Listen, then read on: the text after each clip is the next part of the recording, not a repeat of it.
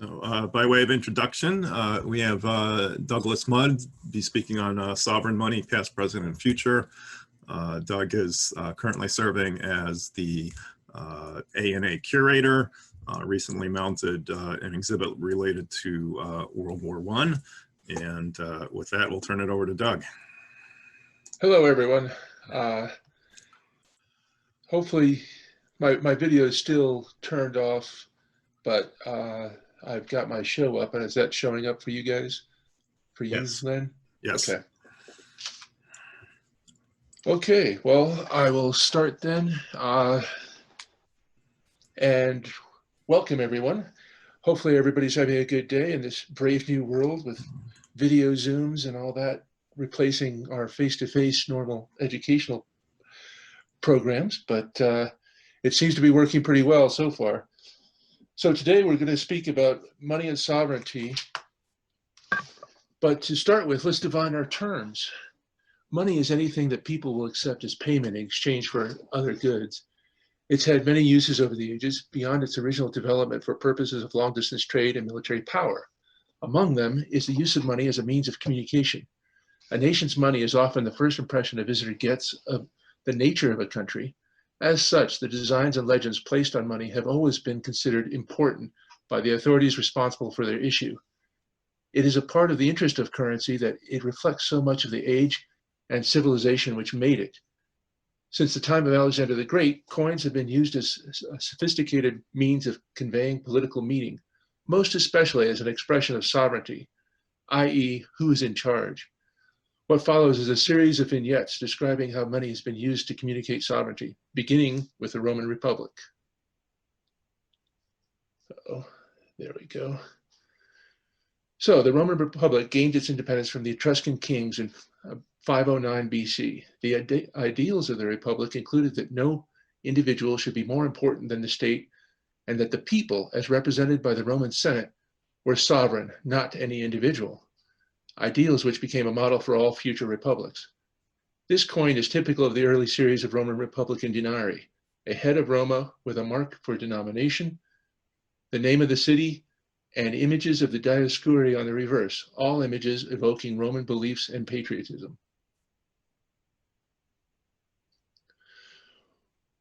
One of the criticisms made of Julius Caesar was his use of coins to promote his own accomplishments. In the Roman Republic, it was okay to celebrate your ancestors, but not living persons, and certainly not yourself. This is what they had revolted against in the first place. And by creating the institutions of the Republic, they had sought to prevent this kind of action. Well, Julius Caesar finally broke with the Republican traditions at 44 BC, placing his image on coins as the dictator for life. There were even rumors that he wanted to be crowned king, as it had been prophesied that the Parthians, whom Caesar was about to invade, could only be defeated by a king.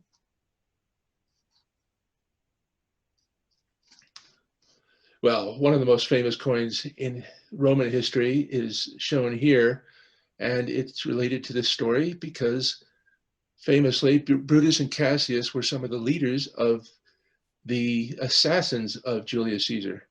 So here we have the famous Eidmar Denarius, issued by Brutus as he gathered forces to fight against Caesar's successors, Mark Antony and Octavian. Interestingly, despite his stated veneration for the ideals of the Roman Republic, Brutus used his own portrait and celebrated his and Cassius's murder of Caesar on this coin. The Republic was truly dead when its own supporters no longer believed in its ideals. So he not only puts his own portrait on there, he uses the symbols of the Liberty Cap on the reverse between two daggers, one representing Cassius and one representing Brutus with the date of the assassination. Coins such as these illustrate the ability of money to communicate historical and political messages to those who can read them. So that's a very meaningful coin with a lot of political implications in there beyond those intended by the issuer, Brutus.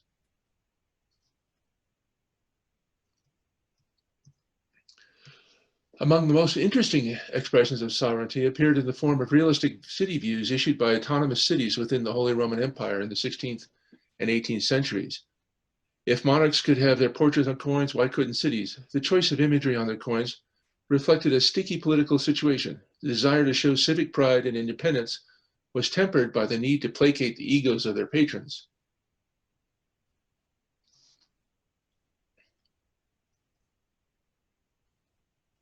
A prime example is this coin of Augsburg. At the time, Augsburg was a semi-autonomous city within the Holy Roman Empire.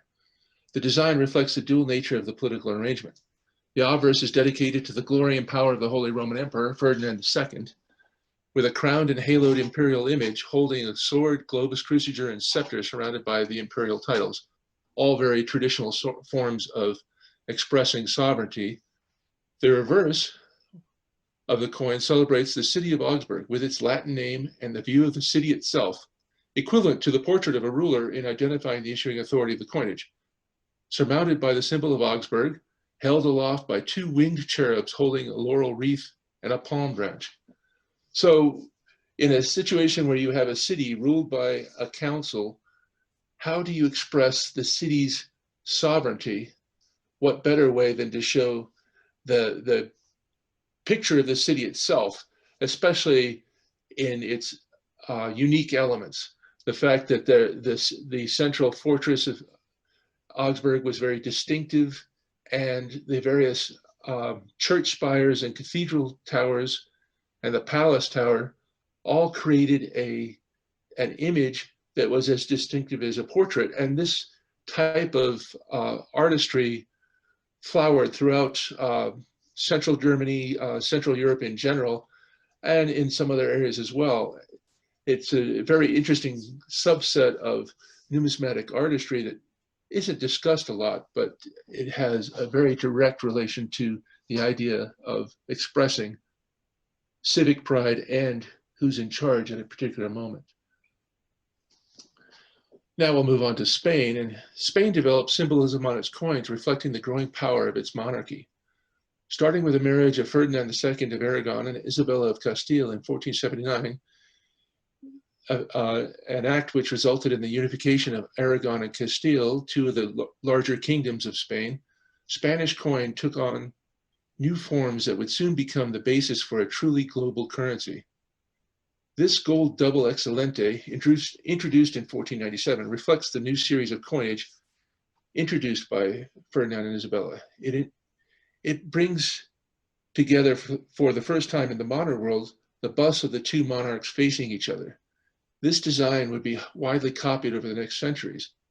The reverse features the combined arms of Castile and Leon quartered with the arms of Aragon and Sicily and the arms of Granada below. The whole shield is crowned and has a haloed eagle behind.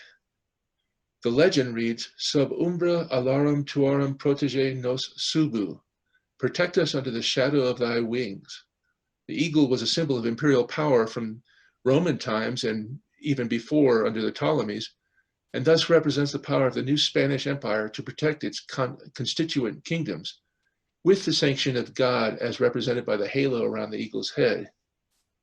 Very important imagery. If you understand what you're looking at, it can really tell you something about why the coins were issued and to what purpose. Spanish coinage took on its classic form under the Emperor Charles V, who was Charles I of Spain, with a design incorporating the proud new claims of the Spanish throne to rule a world empire. The designs for silver, introduced in 1537, featured the crowned arms of Castile and Leon on the obverse and the crowned pillars of Hercules representing the Straits of Gibraltar, and the motto, Plus Ultra, Everything Beyond, referring to the Treaty of Tordesillas, by which Spain and Portugal divided up the lands outside of Europe between themselves with the agreement of the Pope, Alexander VI at the time. Spain and Portugal were able to claim huge empires with the support of the Catholic Church. The ultimate example of Spanish coinage and world trade was the famous Piece of 8, or 8 reals coin, later known as the Spanish dollar. This coin was a standard type struck in the Spanish colonies of the New World until 1773, at first as crude cobs and later as milled coins, such as this one.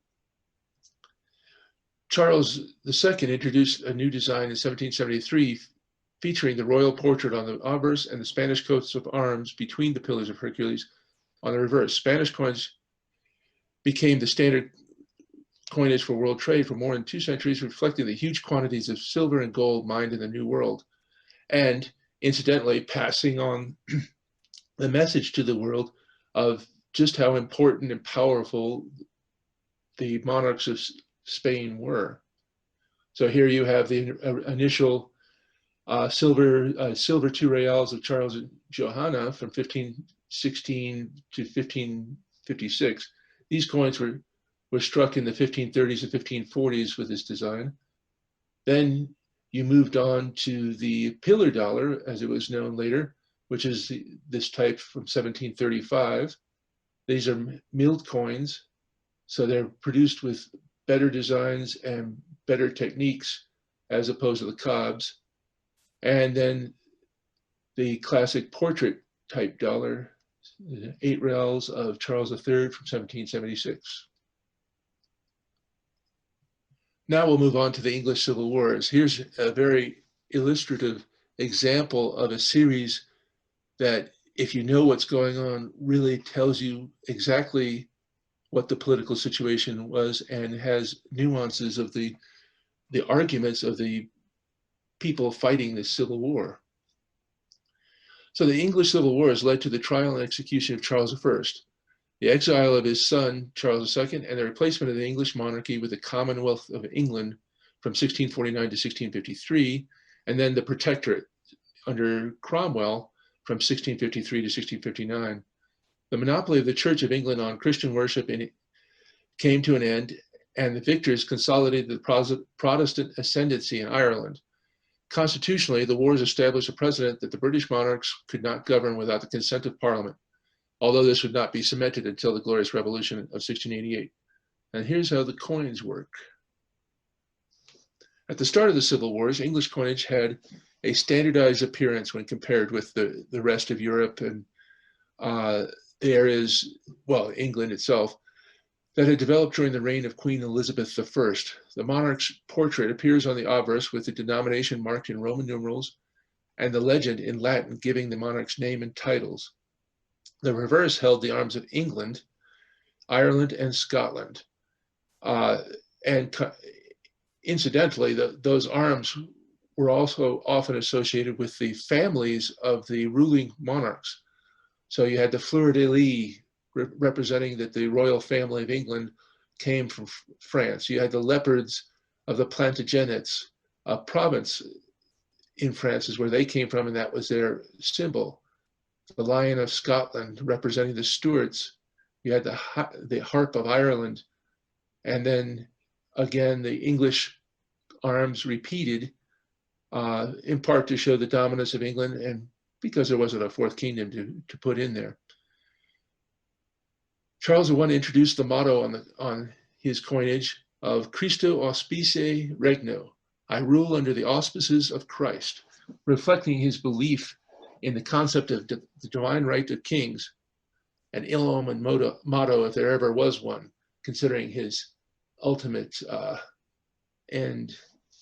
Soon after the war started, Parliament, which continued to issue coinage in London, maintained the types exactly as they had been before the war, in part to show that they weren't actually revolting against the king, they were just revolting against his bad advisors. They were trying to correct the bad decisions that were being made under the influence of Catholics and other undesirables, according to them at the time. So Charles introduced a new type in his mints, most notably at Shrewsbury and Oxford, where the major mints for the royalists were placed during the war, that proclaimed his war aims. The obverse image on this coin is a standard armed and mounted figure of the king used for larger silver denominations, with the variation of showing the horse stepping over a ground littered with arms and armor, showing the king victorious over his enemies. The legend is standard. Charles, by the grace of God, King of England, of Great Britain, France, and Ireland. The reverse features a cartouche with the legend Religio Protestantium Legis Angliae libertas parliamentiae, the Protestant religion, English law, and the liberty of Parliament, within a legend around, let God scatter my enemies. So Charles, through this imagery, was claiming to be defending the traditional order of things. And he asserted that God was on his side because the traditional order of things had been set by God. Very interesting way to put it, because he's basically saying, hey, I just want to keep things the way they were. It's Parliament that wants to change things. In 1649, England became a commonwealth with the execution of Charles I and the elimination of the monarchy. Within months, Parliament introduced a new coinage representing the ideals of the new government. This is one of the aspects of sovereignty being so closely associated with coinage, is that even today, with money in general, actually, even today, a new government comes into existence, and one of the very first things they do is issue money with their name on it. They need to advertise to their own people and to the world that they exist and that they have the independence and freedom to issue their own money. This was true in the ancient world, and it remains true today. So, most noticeable on this money was the absence of a portrait, in keeping with the Republican ideals. A commonwealth is basically a republic. Other Republican and Protestant features are the use of a shield with a simple cross of St. George, the patron saint of England, as opposed to the normal royal coat of arms. And the reason why they didn't want to use the coat of arms is because it was associated with the family arms of the various families that made up the royal family over time. And the use, interestingly, of English for the first time on English coins. The shield is surrounded by a palm branch for peace and a laurel branch for victory, showing the pride and promise of the new regime. English was used on these coins to distance the Protestant Republic from Latin, the language of Catholicism. On the reverse, the cross of St. George is paired with the Irish harp, with the English shield overlapping the Irish, asserting the dominance of England. The overall message of the coinage was to emphasize the break with the royal and Catholic past, as well as to emphasize the dominance of England within Great Britain and in Ireland. Well, in 1653, Cromwell seized sole power over the Commonwealth and proclaimed the establishment of the Protectorate, essentially a military dictatorship. By 1656, after several experiments with different variations of the parliamentary system, it became clear that incorporating a powerful executive was a necessity. In that year, a new design was proposed for the coinage of the Protectorate, a design which strongly indicates that Cromwell was considering the reestablishment of a monarchy, as many of his supporters had suggested, with himself and his family as a new royal family. The coins were never introduced in sufficient numbers before Cromwell's death to replace the coinage of the Commonwealth, but this was due to technical difficulties with the new mechanized minting equipment, not any desire to not issue them. So it's an interesting coin when you look at this. Cromwell, I am sure, never wore a toga, nor did he wear a laurel wreath, as you see here. And on the reverse, you have the reintroduction of a crown in a supposedly Republican system. You have the simplified arms of England, Scotland, and Ireland, removing all traces of the old royal connections. And even more tellingly, you have the Cromwell lion at the center of the coin, asserting that the Cromwell family would be the dominant power.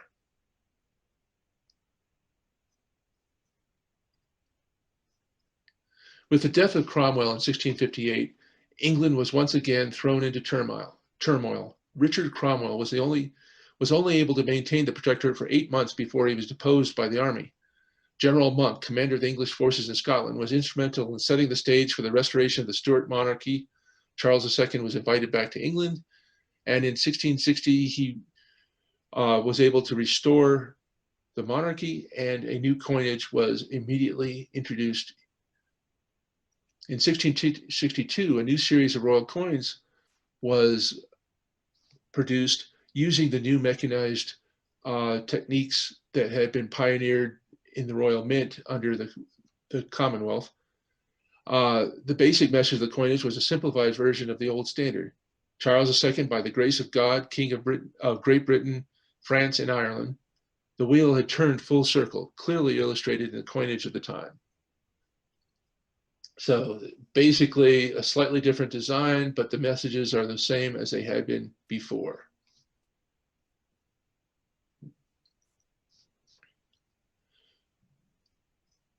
Now, just as a break to give it an idea of how complicated messages could be, here you have a coin that is one of the great coins of the English series, equivalent to our 1804s. It's the petition crown produced by Thomas Simon in an attempt to convince King Charles II to accept his design, despite the fact that Simon had been the chief coiner under Cromwell. So the symbols of coins are often poorly understood. English coinage provides a great example of a complex set of symbols and words, each containing meaning that, when combined, create a larger message. Many of the meanings originated with the Roman Empire, with additions and modifications over the millennia. Modern coin design tends to be one-dimensional, often combining disparate images with little regard for an overall message or traditional meanings. So you can see in reading this coin that all of these elements had a purpose. They weren't just put together for beauty, even though the overall impression can be very beautiful. Here, perhaps you could say that the skill of the engraving is unbelievable. This is a masterpiece, but the overall design is perhaps a bit busy with too many elements competing with each other. Now we'll move on to the American Republic. In 1792, George Washington refused to have his name and portrait placed on the proposed coinage for the fledgling United States. He is even said to have ordered the patterns shown to him and the dies that created them destroyed. Why? This question is especially interesting in the light of the fact that images of Washington as founder and savior of his country were rampant throughout the new nation without any apparent objection from the great man. This question has become harder to answer over time in a country where the idea of placing dead presidents on currency has become commonplace, including the bust of George Washington on the US quarter. The meaning of the messages placed on money has since lost much of its significance. Well, let's go into the story a little bit and we'll understand more of what they were thinking at the time when the Constitution was being debated and the design for the new coins was being discussed in detail. On January 12, 1792, the Senate passed a bill authored by Robert Morris for the establishment of a federal mint. The bill specified the following design for the coinage.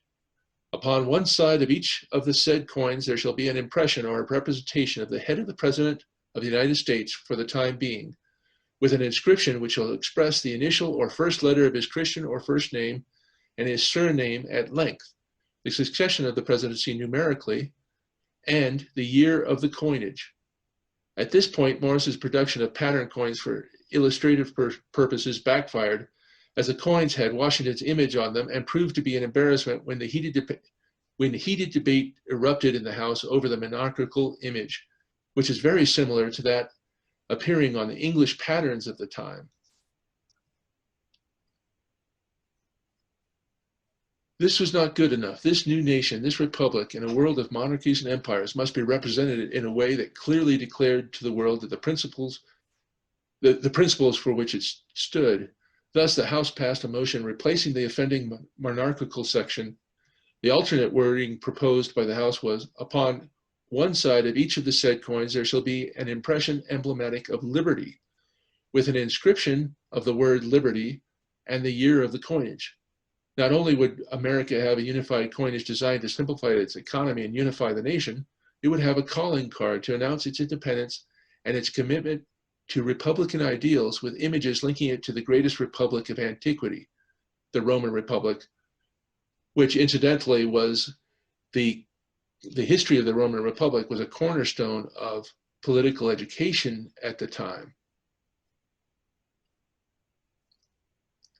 In the United States, national imagery based on classical themes prevailed over those previously used by the Congress and the various states for their coinages and paper money.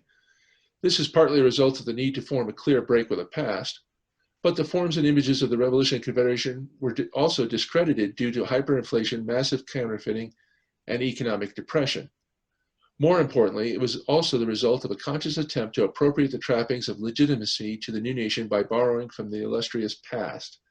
So here you have the various forms that liberty took over the many years in which it was the dominant obverse image on US coins. From the earliest versions in 1794 and earlier through 1795, you've got liberty with the wild hair, you've got liberty with the liberty cap behind, you've got all sorts of different elements, different names that we've used for them, washerwoman, the Indian princess, and then liberty striding from the coin, liberty striding across the coin, all beautiful images. But the point was that regardless of your politics, regardless of your beliefs, everyone could get behind the idea, the concept of liberty as a unifying element. Eagles, for the reasons that were used previously with Augsburg and other empires such as the Spanish, have always been a very powerful symbol. In the United States, the use of the bald eagle as suggested by the founding fathers and adopted by them in the legislation for the coinage led to a variety of different designs. At first, we had some very interesting basic designs where the eagle didn't really appear to be much of an eagle. But as time went on, we began at the Mint to use designs appropriated from the ancient world. So even here with an eagle is not terribly realistic in either side. You have a coin of the Roman provincial series with an eagle, and you have the early US coin with a similar pose, similar design. You have a Ptolemaic eagle compared with a peace dollar. The eagle's facing the other way and showing the back, but the pose is very similar, and so on. You have a clear relationship between some of the eagles, of which there are dozens that appear on US coins, and their ancient predecessors. Now, we're going to move on to modern currency, and one of the basic facts of modern currency is that modern money is primarily in value constituted, made up of paper currency, which was first invented in China over 1,000 years ago, but it's become the mainstay of modern currencies throughout the world. Some countries have abandoned coinage altogether due to the cost of producing the coins and to their own economic instability. This reliance on paper money is a far cry from the situation at the beginning of the 20th century, when gold in the form of bullion or as coinage predominated as the basis for most of the world's money. International trade and payments were made through the transfer of gold coins and bullion, whose value was based on their intrinsic gold content, not on values set by the issuing government. Banknotes were considered, at best, a substitute for real money and coined gold, and most paper was at least theoretically backed by gold. The use of paper money was historically closely related to shortages of metal for coins, and its modern use was pioneered in the English colonies of North America, which were sadly lacking in gold and silver. So American colonists had no ready sources for gold or silver, nor could they get sufficient money for their needs from England due to mercantilist economic thinking of the time. Gold and silver was meant to be sucked out of the colonies in order to enrich the home country. Never mind a misunderstanding of the idea that the gold and silver had to circulate in order to benefit people. So paper money became an attractive alternative. In 1690, Massachusetts was the first colony to issue paper currency. It was issued to finance its share of the cost of King William's War, one of the French and Indian War series. Other colonies followed suit, and by 1715, 10 of the 12 then existent colonies had issued paper currency with varying degrees of success. With the beginning of the American Revolution, the new Continental Congress and the individual state governments all began to issue large amounts of paper money in order to fund the war. Unfortunately, inflation and devaluation set in, and by the end of the war, paper currency was virtually worthless. Hence the phrase, "not worth a continental," referring to the continental dollars. This experience began the American love-hate affair with paper money that has existed ever since. When you look at these notes, I just have a smattering of them, including the 1690 note of Massachusetts. These notes, the existent ones, are all altered notes, which is why they still exist. This was originally a 2 shilling 6 pence note, and it was raised to a 20 shilling note, which is why it was never redeemed and destroyed as all the unaltered notes were. To our knowledge, none has ever appeared. The interesting thing when you look at these is the imagery is fairly basic. There's a lot of verbiage, and there are lots of signatures on them. All things that are designed to create confidence. They're trying to convince people that this is worth something. So they're telling you that, this note is worth X amount, and if you bring it to the local treasury or to the local council, you will get real money, i.e. silver or gold coins, in exchange for it. The message is not always convincing, because if you overprinted the money and did not find ways to redeem it in a expeditious fashion, you would be in deep trouble, and that happened all too often.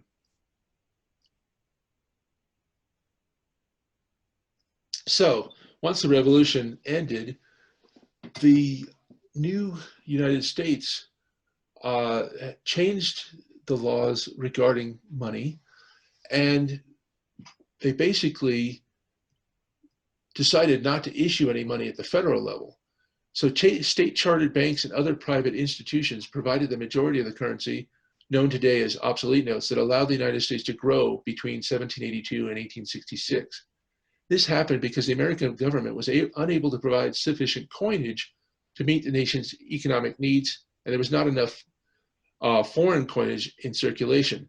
This goes back to the original problem that on the eastern seaboard of the United States, there was no silver and virtually no gold. There was a small amount of gold that was exploited in the 1830s and 1840s, but not enough to anywhere near meet the needs of the nation. So all of the silver and gold had to be imported, which created some problems. As the country began to grow exponentially, it had to have something that was usable in exchange within the country, and that's where the state chartered obsolete notes became the key. Since the federal government refused to issue paper money except in emergency, and state governments were forbidden by the Constitution from doing so, banks and private institutions began to produce their own paper money to meet the needs of local commerce under state charters. Over 3,000 institutions issued paper money during this period. Unfortunately, obsolete notes had several drawbacks. They were only as reliable as the institution that issued them. The huge number and variety of the note designs and issuers encouraged counterfeiting, and as a result, the notes were only accepted close to their place of origin.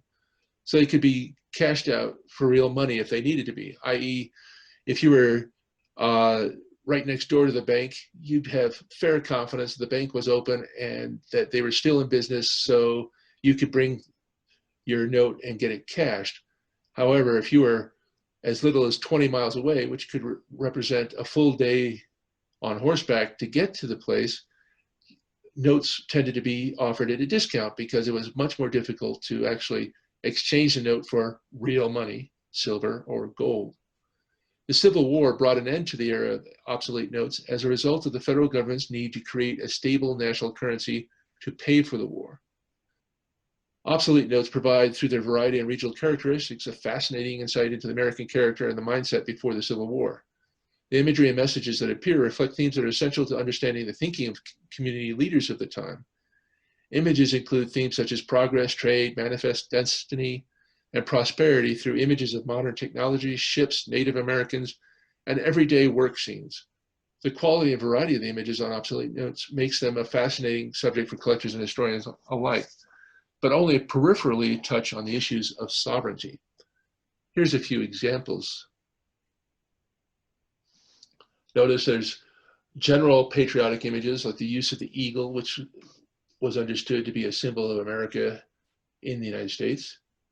But otherwise, imagery was sparse originally, and then as technology improved and the ability to reproduce images on printing plates became cheaper and easier to do, you see more images, and they tend to be a mixture of local and national themes representing prosperity, for example, on the right with a cornucopia and Lady Liberty holding a spear with Liberty cap above, things of that sort.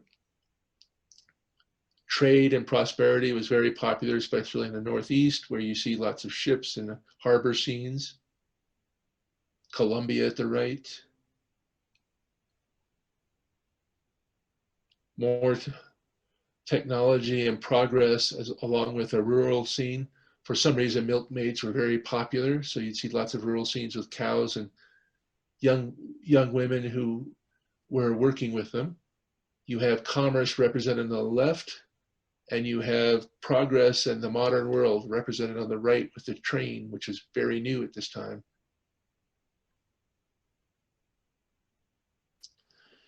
So by the second half of the 19th century, the United States was producing the finest banknotes in the world, as well as one of the most stable and secure paper currencies.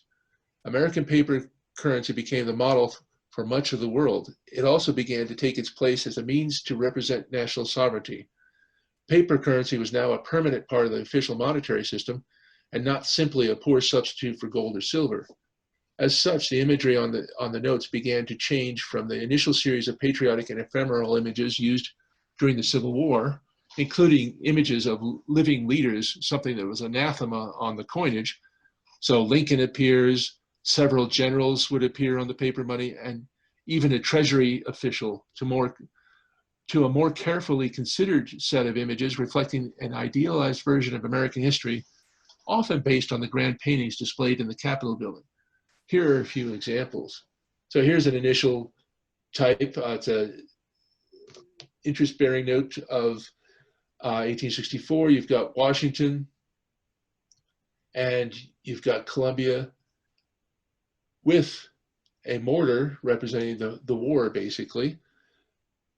But fairly simple, lots of detail in there because they were still very concerned with counterfeiting. So you had lots of things like these counters all the way around, trying to make it more difficult for counterfeiters to be involved.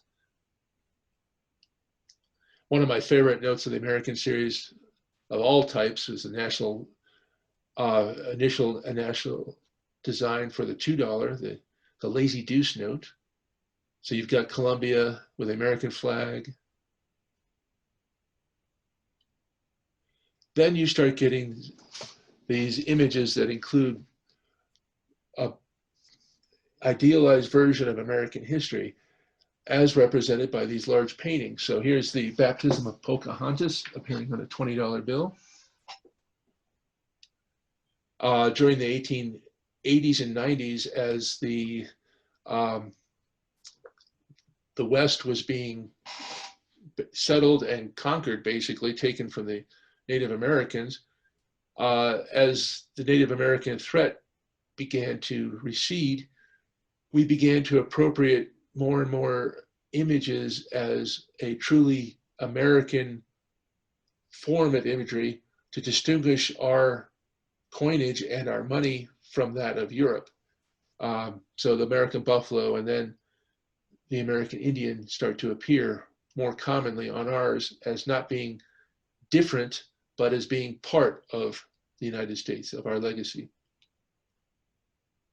And you would get these wonderful idealized images that represent progress, the advancement of technology, electricity, all sorts of things in notes such as this. This is one of the notes that's part of the educational series, considered to be one of the highest flowerings of US paper money design. Unfortunately, it also coincided with a time in history where the United States was not, it was the height of the prohibition and anti-pornography movement. And so despite the fact that earlier notes, as we saw, showed partially or completely nude women and other things, this outraged the sensibilities of the time, and the series only lasted for 4 years. It was replaced by notes of this type. With the emergence of the United States as the world's leading economic power after World War I, American paper began a deliberate shift to more standardized and formal designs intended to make the notes more recognizable and to promote an image of stability and consistency that would ease their circulation worldwide. So people around the world that might not read English would recognize the notes and would accept them as long as they appeared to be the same as the ones they were used to. The result has been a relative stagnation of American paper money design, which has become increasingly evident over the last 40 years as the new technologies have revolutionized the look of paper currencies in the rest of the world through the use of new colors, printing techniques, and materials. So we started with the $20, the rainbow note. This is wonderful use of color technology to make a beautiful note that was relatively harder to counterfeit and reflects a standardized design, except that we still had the best engravers in the world, so that it's a beautifully executed design. Here you have a very formalized, regular type of design, still very well done, but not as artistically pleasing as previous types. Some of the interesting imagery celebrating the development of the new US Navy, a world power.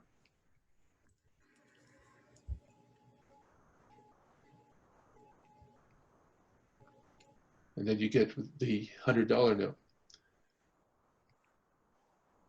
With the emergence of the United States as the world's leading economic power after World War I, American paper began a deliberate shift to more, oh wait, sorry, I'm sorry, lost my place here. Since the late 1980s, some countries, including Mexico and Australia, have begun to produce polymer notes made from a form of plastic. This new material has been developed in order to improve and the wear and tear of the notes, i.e. they last longer, about 4 times longer than the traditional paper notes, and to improve security for the notes. Polymer permits the inclusion of small transparent windows in the notes as a security feature that is very difficult to reproduce using common counterfeiting techniques. When combined with improvements and innovations in inks, such as the introduction of color shifting, the result is a new look and feel to banknotes that is revolutionizing modern paper money. Meanwhile, the messages and images have remained essentially the same. They reflect the interests of those who issue them. Thus, images of rulers in kingdoms or dictatorships, images of industry and agriculture in developing nations, and the celebration of natural beauty, past leaders, and social or cultural accomplishments in more developed nations.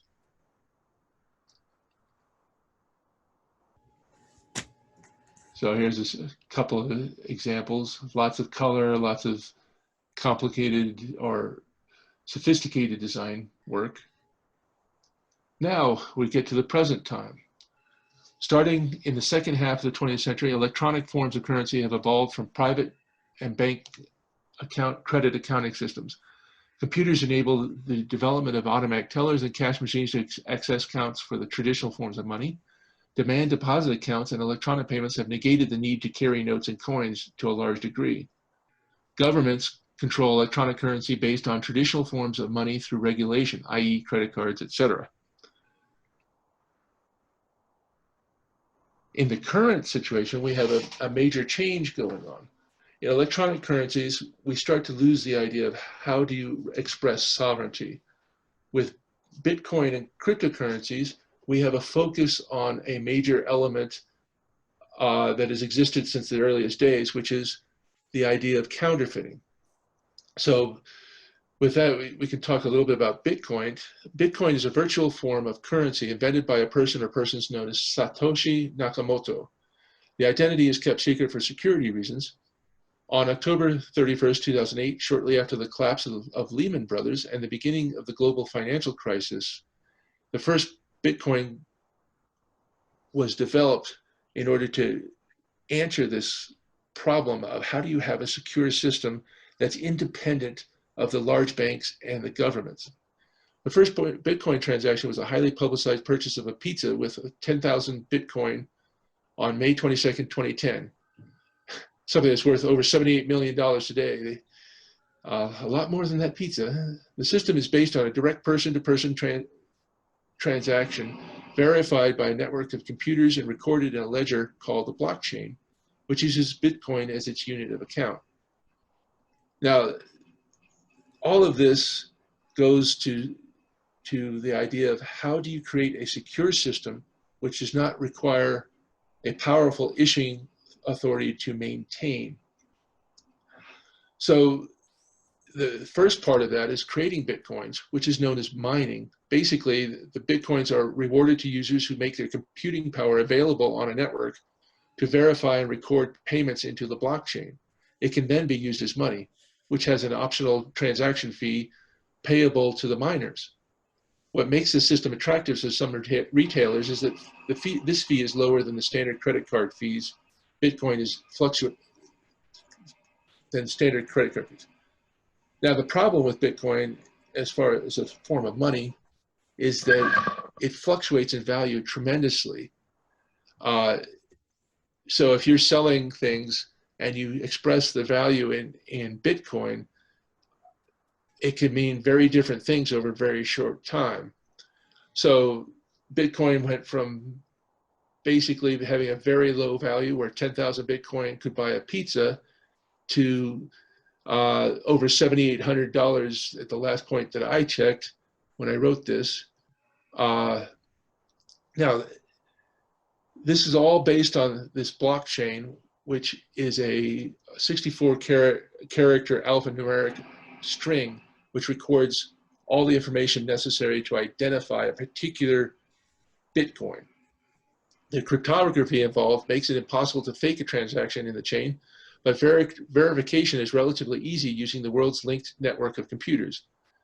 Basically, these transactions are grouped in 10-minute blocks and are verified by multiple computers to ensure accuracy and prevent double spending. And the transactions are anonymous, which is the key to the current success of them. There are a lot of people that want anonymous transactions, including, unfortunately, large-scale thieves and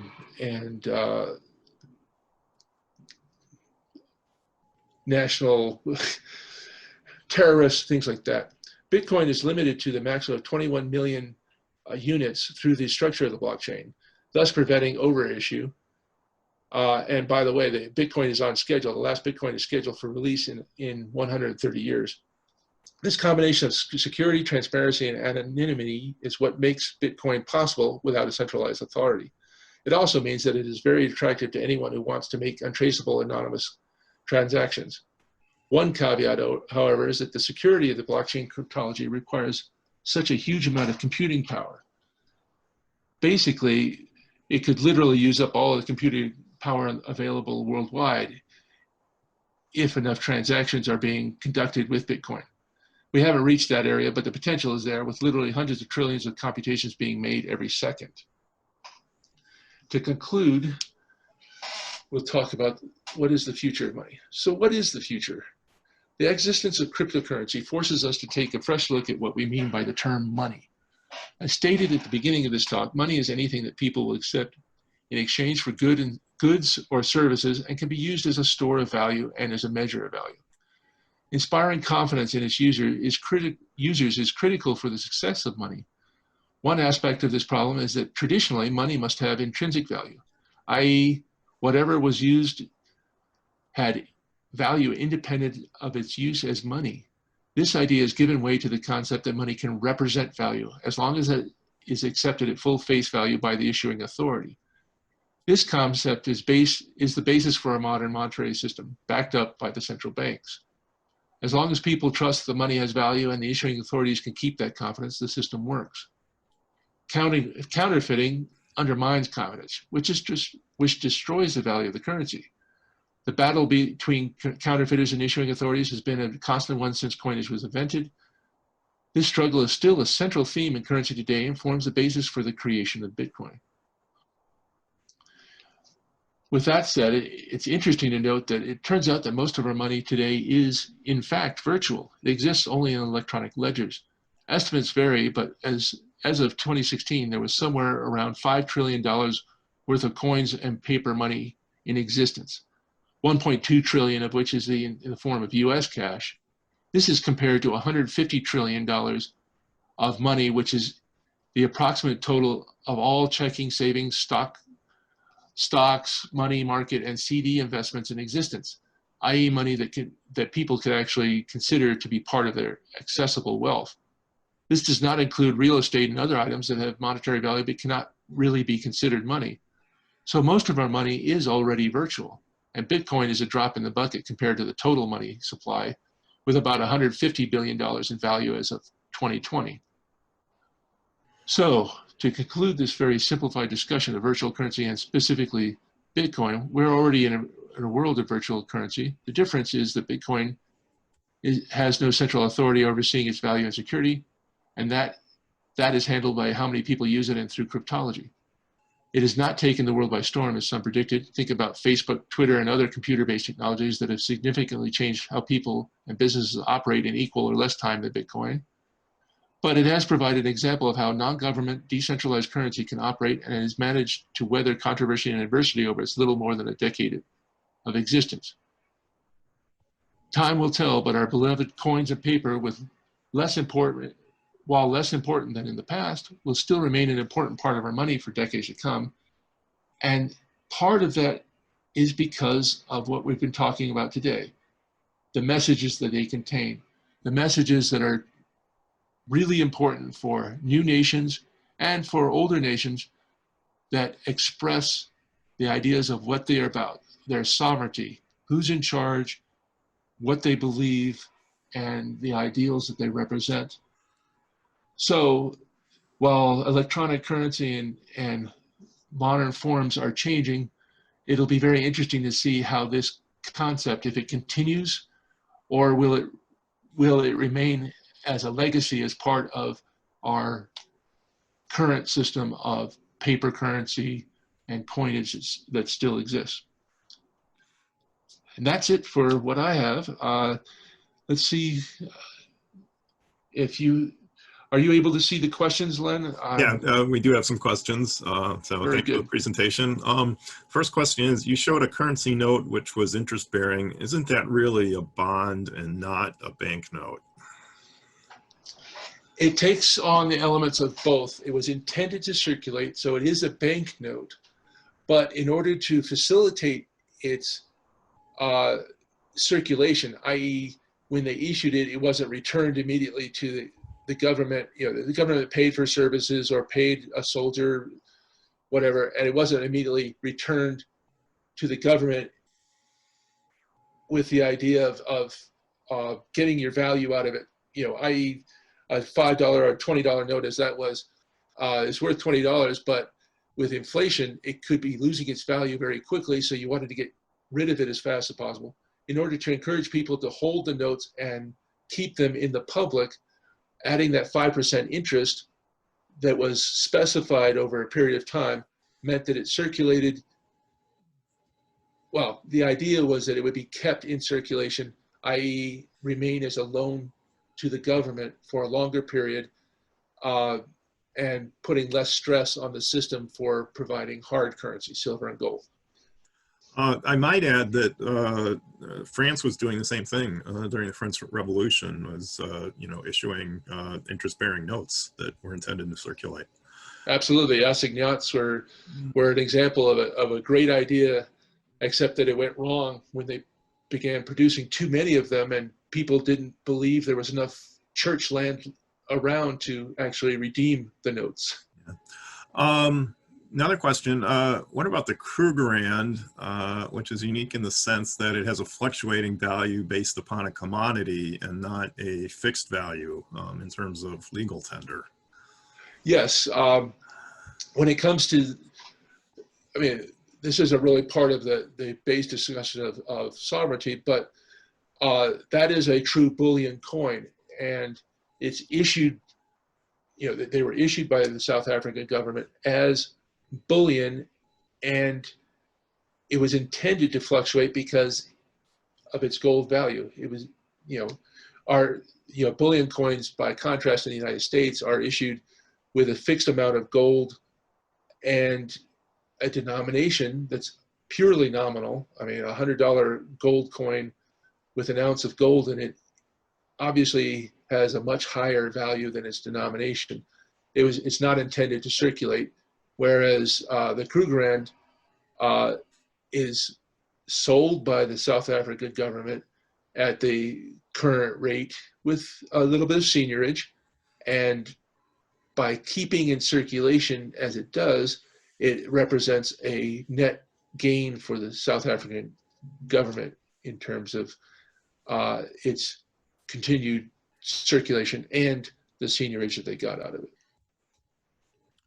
Another observation, the sort of struggle we have with getting our minds around the concept of virtual money and Bitcoin isn't necessarily that much different from what people were dealing with 100 years ago when we switched from, gold and silver backed currencies to fiat currencies. The idea of, precious metal backed currency or precious metal currency was, as old as, millennia. And so it was really actually a pretty radical thing when the US switched to fiat currency. Absolutely. It's an interesting idea because we switched to fiat currency. There was a major change then. During the 1860s and 70s, as paper money became more prevalent, not just in the United States, but worldwide, there was a major conceptual shift. It wasn't until the early 20th century that people actually began to accept paper money as real money, something to use without thinking about it. And as late as the 1960s, the Saudi Arabians, for example, were very resistant to the idea of using paper currency. They insisted on payments being made in gold, preferably gold British sovereigns, which created a whole interesting interlude with the United States producing sovereign tokens for transactions with the Saudi Arabians. But another interesting element to this is the creation of credit cards. Credit cards, when they started to be disseminated in larger and more sophisticated use as a form of money in the 1950s and then through the 60s, they're not government controlled. And it's very interesting that you've got an open-ended money system. Essentially today, for example, any teenager that's graduating from high school is going to get an offer of a credit card. And that credit card is going to have a $500 limit or whatever the limit is. And there's no real money to back that up.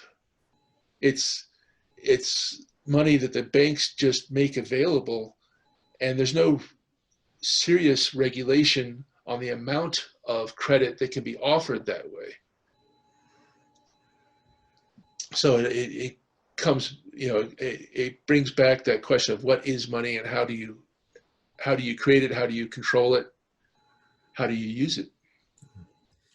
Another observation here, I don't think I've been to a cash machine since the epidemic started.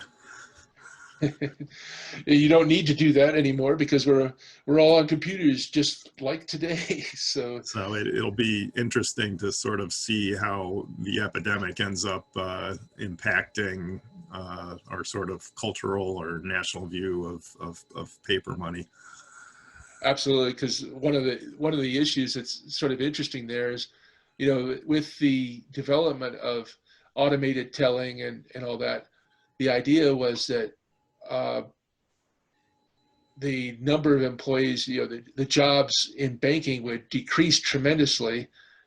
And interestingly, what it's done in the last 15 years is made it possible for banks to reach out to communities in a way that they weren't able to do before, because now there are actually more tellers than ever before, even though there are automated tellers, because the costs have gone down enough so that, I mean, I don't know, here in Colorado Springs, we see new bank branches being built every day practically, and they're located all over the place. So now you'll see Wells Fargo bank branches at almost every strip mall. That's something that didn't exist before. It's an interesting phenomenon. Well, you've got another interesting dynamic in Colorado, of course, in that the marijuana business is completely cash-based because, well, it's legal on a state basis. It's not legal on a federal basis. Yeah, there's a lot of impacts there that are unforeseen to some extent. It's almost impossible to get warehouse space in Colorado Springs. Wow. Because it's all being used as grow space. Mm-hmm. All right. Well, we don't have any more questions here, and we're running a couple minutes over, so we'll wrap it up. Doug, thank you very much for presenting today. Thank you for the opportunity. It's a great program that NNP is running. Thank you. And we have further presentations today and tomorrow, and those are listed at nnpsymposium.org. So thank you for attending.